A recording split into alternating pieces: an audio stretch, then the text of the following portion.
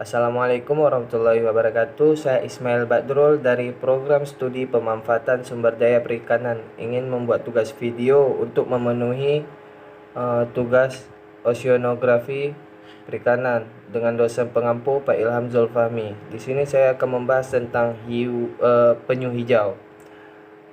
Morfologi diagnostik yang membedakan penyu hijau dengan penyu jenis lainnya adalah terdapatnya sepasang sisi prefrontal dan 4 buah sisi postorbital pada area kepalanya. Ukuran panjang penyu hijau antara 80 sampai 150 cm dengan berat dapat mencapai 132 kg. Adapun yang mengatakan bahwa penyu hijau memiliki panjang lebih dari 0,9 meter sampai 1,5 meter dengan berat mencapai 391,95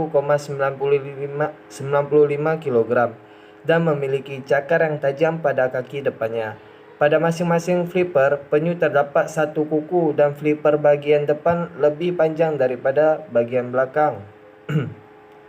Karakteristik penyu hijau memiliki kerapas yang melebar. Bagian kerapasnya berwarna kehitaman atau kuning kehijauan, sedangkan bagian tepi kerapasnya berwarna putih tipis.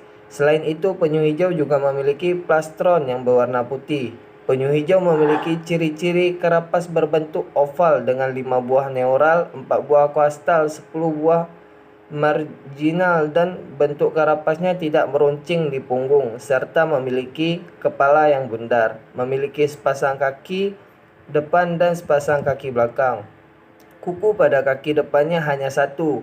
Warna kerapasnya coklat atau kehitam-hitaman. Warna kerapas pada bagian dorsal tuki penyu hijau berwarna hitam. Pada saat remaja warnanya menjadi coklat dengan radiating streak bercak kekuningan yang menyebar, dan warnanya pada bagian sentral plastron pada tuki adalah putih dan menjadi kekuningan pada saat dewasa.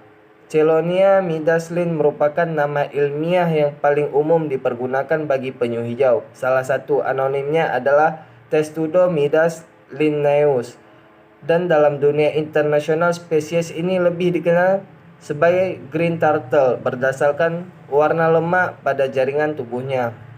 Taksonomi penyu hijau atau Chelonia midas adalah penyu laut besar yang termasuk dalam keluarga Cheloidae.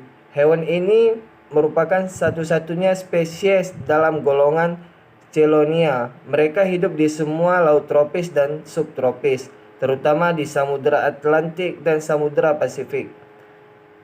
Namanya didapat dari lemak berwarna hijau yang terletak di bawah cangkang mereka. Jumlah penyu hijau semakin berkurang karena banyak diburu untuk diambil pelindung tubuhnya atau carapax dan plastron sebagai hiasan, telurnya sebagai sumber protein tinggi dan obat, juga dagingnya sebagai bahan makanan. Ekologi dan habitat penyu hijau sangat jarang ditemui di perairan beriklim sedang, tapi sangat banyak tersebar di wilayah tropis dekat dengan pesisir benua dan sekitar kepulauan. Habitat penyu hijau tersebar di daerah Indo-Pasifik, Samudra Atlantik, Teluk Meksiko, sepanjang pesisir Argentina di Laut Mediterania. Habitat penyu hijau ini hidup di perairan tropis dan subtropis di sekitar pesisir benua dan kepulauan.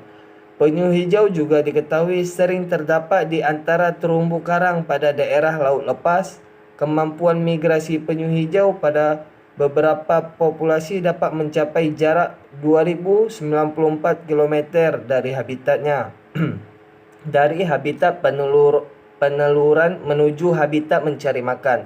Meskipun daya jelajahnya sampai ribuan kilometer, uniknya penyu hijau hanya bereproduksi di tempat yang sama berdasarkan navigasi medan magnet bumi. Di Indonesia, jenis penyu ini tersebar di sekitar perairan tropika, laut seluruh Indonesia dan Papua Nugini. Hewan ini baru bisa mencapai usia dewasa sekitar 30 sampai 50 tahun. Jadi penyu hijau memiliki siklus kehidupan yang panjang, namun tingkat kehidupannya rendah. Kemudian reproduksinya, cara reproduksi penyu hijau adalah menghabiskan seluruh hidupnya di bawah permukaan laut. Induk betina dari hewan ini hanya sesekali ke daratan untuk meletakkan telur-telurnya di darat pada substrat berpasir yang jauh dari permukiman penduduk. Untuk penyu hijau, seekor induk betina dapat melepaskan telur-telurnya sebanyak 60-150 butir dan secara alami tanpa adanya perburuan oleh manusia. Hanya sekitar 11 ekor anak yang berhasil sampai ke laut kembali untuk berenang bebas untuk tumbuh dewasa. Penyu membutuhkan kurang lebih 15-50 tahun untuk dapat melakukan perkawinan selama masa kawin. Penyu laut jantan menarik perhatian betinanya dan menggosok-gosokkan kepalanya atau menggigit leher sang betina. Sang jantan kemudian mengaitkan tubuhnya ke bagian belakang cangkang si betina. Kemudian ia melipat ekornya yang panjang ke bawah cangkang betina. Beberapa jantan dapat saling berkompetisi untuk merebut perhatian si betina. Hanya penyu laut betina yang pergi ke pantai untuk bersarang dan menetaskan telurnya. Penyu laut jantan jarang sekali kembali ke pantai setelah mereka menetas. Masa bertelurnya, penyu hijau mengalami siklus bertelur yang beragam, dari 2-8 tahun sekali, sementara penyu jantan menghabiskan seluruh hidupnya di laut. Betina sesekali mampir ke daratan untuk bertelur. Penyu betina menyukai pantai berpasir yang sepi dari manusia dan sumber bising dan cahaya sebagai tempat bertelur yang berjumlah ratusan itu. Dalam lubang yang digali dengan sepasang tangkai belakangnya pada saat mendarat untuk bertelur, gangguan berupa cahaya ataupun suara dapat membuat penyu mengurungkan niatnya dan kembali ke laut. Mungkin hanya sekian yang dapat saya sampaikan. Lebih dan kurang saya mohon maaf. Wabillahi taufiq wal hidayah. Assalamualaikum warahmatullahi wabarakatuh.